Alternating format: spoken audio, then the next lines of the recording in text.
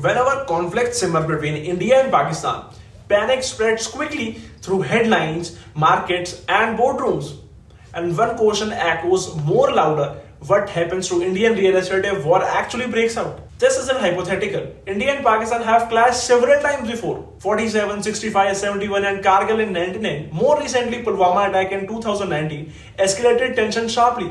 And yet, through it all, India's real estate market, especially in urban economic zones, has displayed surprising resilience. Let's take 99, the Kargil War. The Bombay Stock Exchange corrected briefly but stabilized within weeks. Residential real estate in metros like Mumbai and Delhi hardly moved. Why?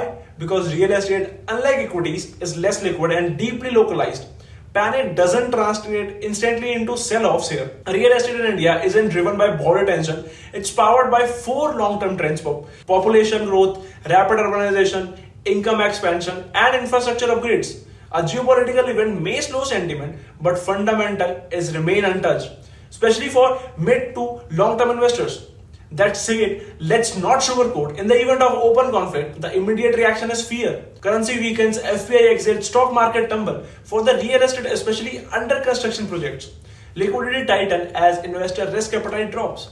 But this effect is usually short-lived, measured in months, not years. Even during 2008 global financial crisis or 2020 pandemic, Indian real estate never crashed completely. Prices in top cities corrected by 10 to 15% at most, and within 24 to 36 months, they regain momentum. In the case of war, unless it's prolonged or affects civilian zones, we expect a similar pattern.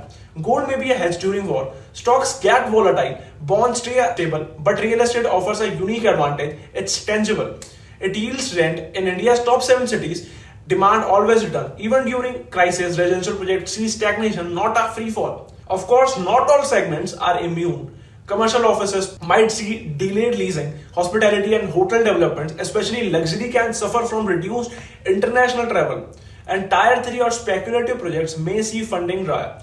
This is where caution is advised. Now the question most of my HNI clients ask: what about ultra luxury? In cities like Gurugram, Mumbai, and Bangalore, branded residences tend to hold value, even in uncertainty, because these buyers aren't affected by day-to-day noise.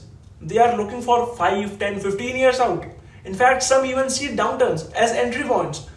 Savvy investors use wartime volatility as a strategic entry point. Projects with data protection, reputed developer, and advanced stage construction are often seen as safer bets. Also, fixed assets like real estate become more attractive compared to unstable equity market. Let's not forget, war or not, India continues to invest in infrastructure, urban metros, bullet trains, expressways, data centers. Government support for real estate, from GST nationalism to stamp duty cuts, remain intact. So even with the geopolitical tension, India's housing story doesn't derail. Here's the bottom line. Real estate is slow to react but quick to recover.